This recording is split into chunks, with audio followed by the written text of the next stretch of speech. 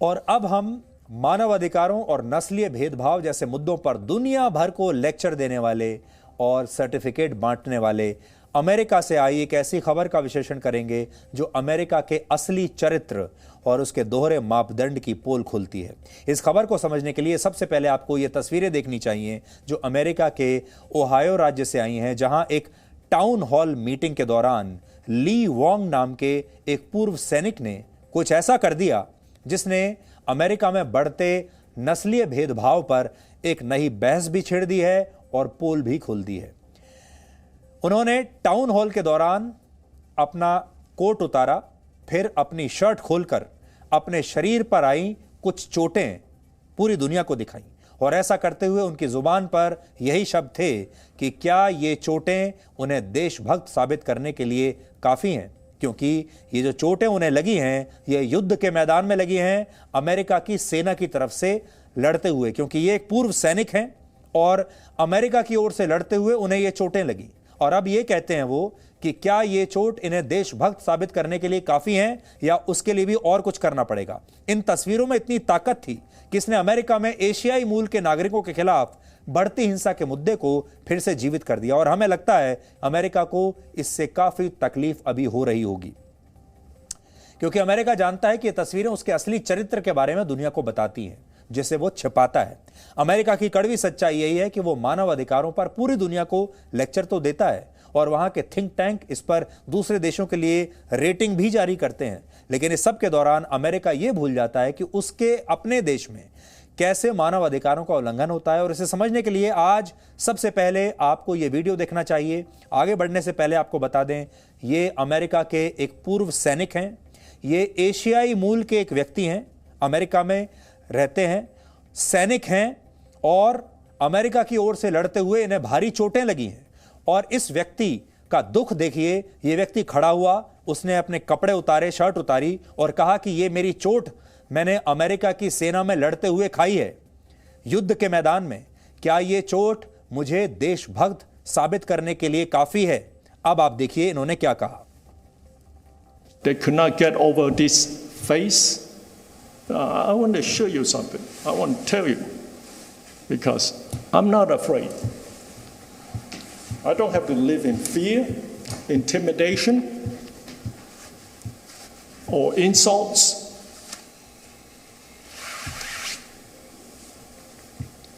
I'm 69 years old, and I'm going to show you what patriotism, the questions about patriotism looks like.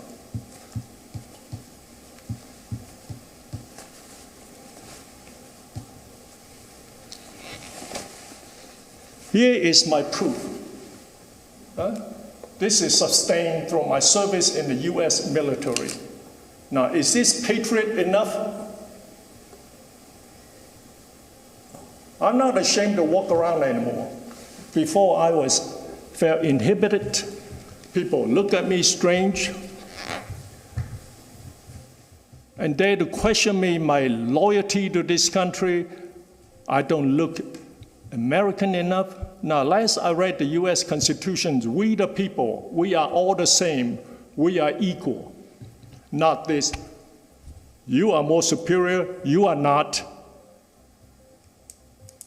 We are all the same. अब आप समझिए कि ली Wong क्या कह रहे हैं।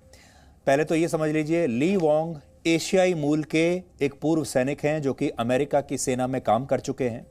वो इस बात से दुखी हैं कि अमेरिका के लोग उन्हें अमेरिकी नहीं मानते और उनके साथ भेदभाव करते हैं। इस बात से दुखी हैं और इतने दुखी हुए कि वो खड़े हुए और उन्होंने कहा कि आज मैं आपको बताना चाहता हूं कि देशभक्ति क्या होती है। और उन्होंने अपनी शर्ट उतारी और लोगों को बताया कि अमेरिका के लिए लड़ते हुए उन्हें ये चोट लगी थी, क्या अब भी उन्हें ये साबित करना होगा कि देशभक्ति क्या होती है। लेकिन इस पूर्व सैनिक की इतनी बड़ी कुर्बानी के बाद भी, इतनी बहादुरी के बाद भी अमेरिका के लोग इन्हें देशभक्त और असली अमेरिकी मानने के लिए तैयार नहीं है।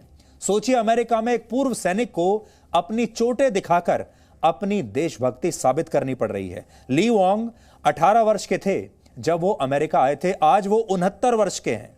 उन्होंने 20 वर्षों तक अमेरिका की सेना में काम किया और इस दौरान साउथ कैरोलिना में अपनी ड्यूटी करते हुए उन्हें ये चोटें आईं, लेकिन इसके बावजूद वो भी अमेरिका में नस्लीय भेदभाव की मजबूत जड़ों से खुद को बचा नहीं पाए।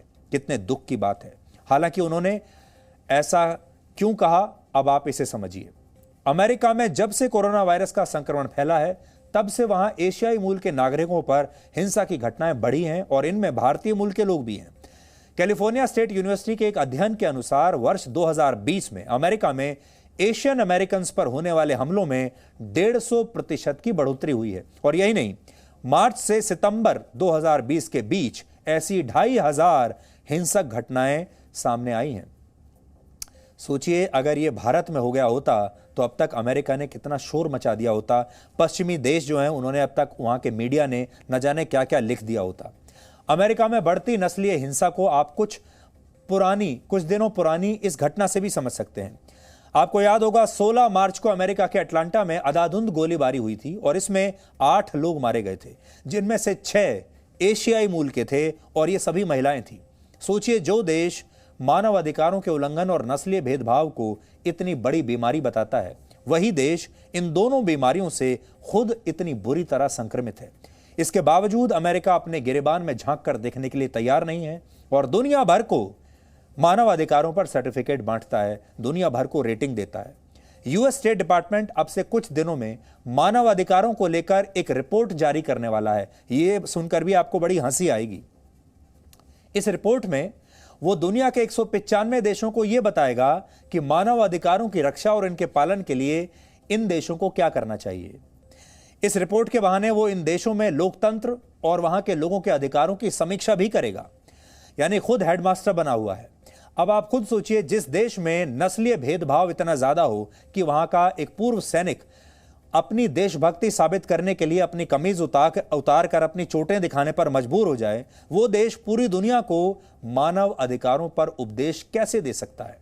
यह ठीक वैसा ही है जैसे परीक्षा में कोई छात्र फेल होने के बावजूद दूसरे छात्रों को यह सिखाए कि उन्हें अच्छी तरह से पढ़ाई कैसे करनी है, और यही छात्र खुद हेडमास्टर बनकर या मॉनिटर बनकर दूसरे छात्रों की रेटिंग भी देने लगे।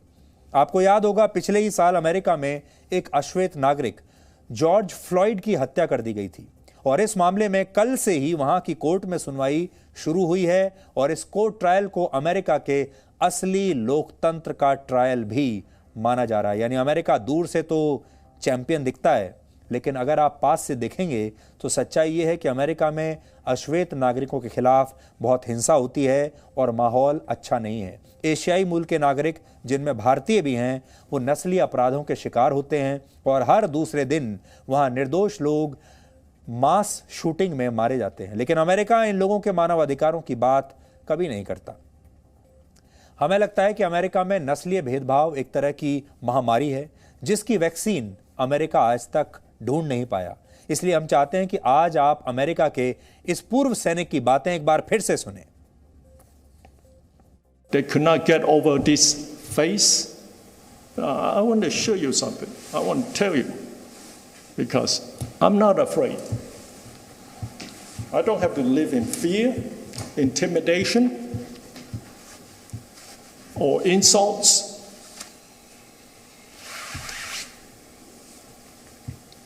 I'm 69 years old, and I'm going to show you what patriotism, the questions about patriotism looks like.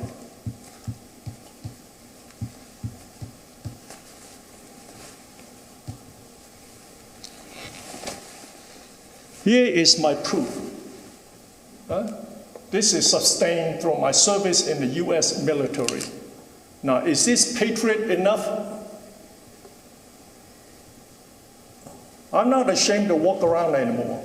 Before I felt inhibited. People look at me strange. And they to question me, my loyalty to this country. I don't look American enough. Now, last I read the US Constitution, we the people, we are all the same. We are equal. Not this, you are more superior, you are not. We are all the same.